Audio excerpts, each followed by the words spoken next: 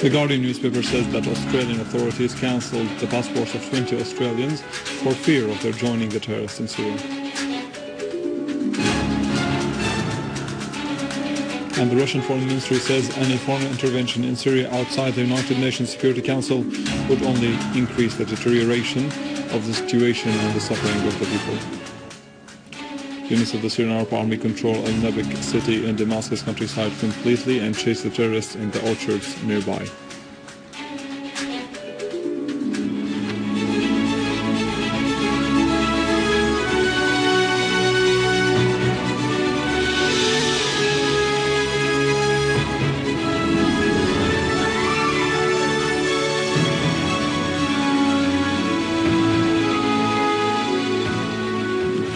Good afternoon, this is news in English from the Syrian Arab television in Damascus. The Russian Foreign Ministry asserted that Russia is convinced that any foreign intervention in the crisis in Syria outside the United Nations Security Council would only increase the deterioration in the difficult situation there, increasing the suffering of the Syrian people, in addition to curtailing the chances to reach an agreement among the Syrian parties. The ministry said in its statement that Moscow would continue to insist that Iran should participate in Geneva II conference on Syria.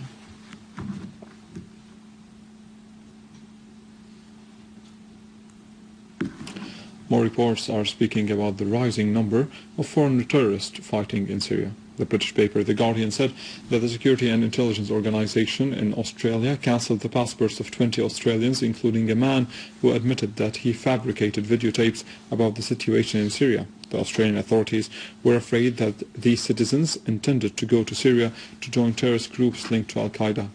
These reports came within the context of regional and international fears of the increasing number of foreign jihadists infiltrating into Syria across the Turkish borders.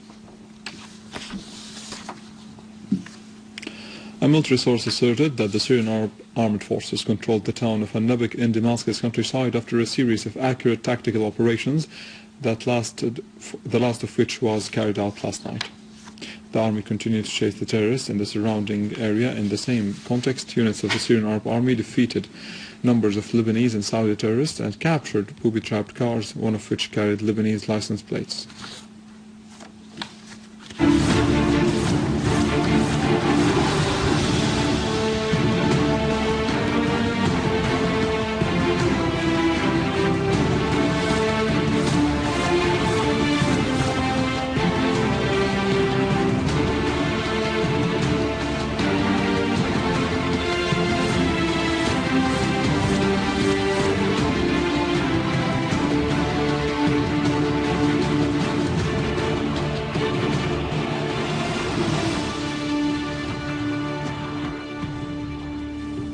In the Pakistani capital Islamabad, the second meeting of the Executive Council of the Asian Parliamentary Society began with the participation of the Syrian delegation led by the Speaker of the People's Assembly, Jihad al-Ham.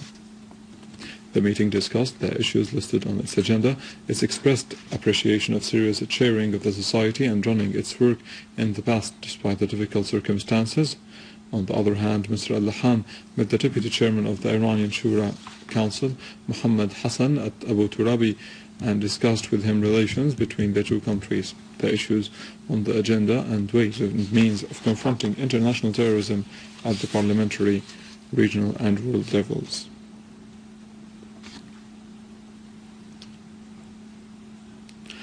The Ministry of Health yesterday launched a nationwide vaccination campaign against polio that targets 2.2 million children under 5 and will last for 5 days.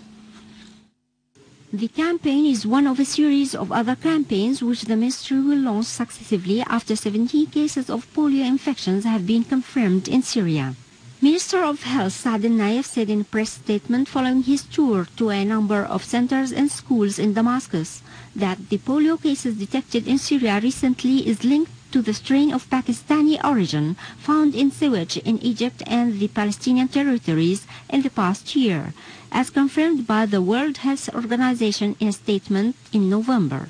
In a statement late November, Minister al-Nayef said the number of polio infections confirmed in Syria is 17, 13 of them in Al-Mayadin, 2 in Deir ez-Zor, 1 in Aleppo and another in Douma of Damascus countryside.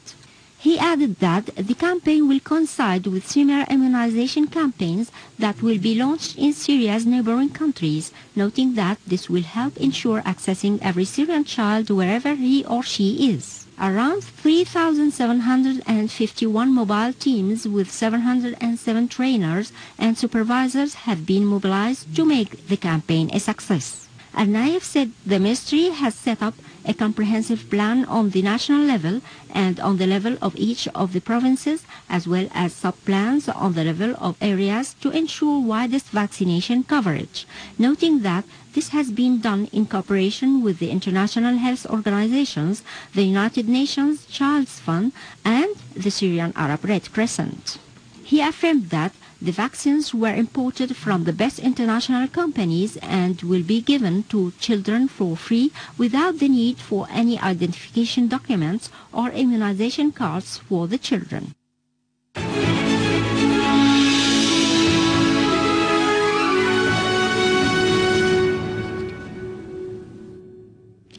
The 16th Al-Basel exhibition for creativity and invention kicked off yesterday at the Patent Center in Damascus.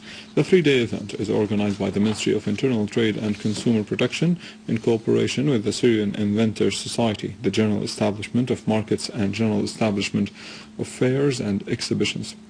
Trade and Consumer Protection Minister said that the exhibition seeks to support inventors and help them receive international recognition. In turn, the Education Minister said that inventors of various ages are participating in the exhibition, which represents a chance to let the whole world know the inventions of the Syrian people.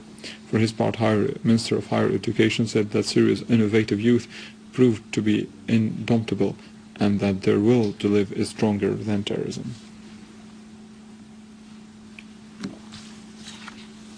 With this, we end our news for today. Thank you for watching. For more details about Syria and the region and to view this bulletin again, you can always visit our website in English, www.syrianonline.sy. Now for the latest in business and market news with Vani Konejian, but after a short break.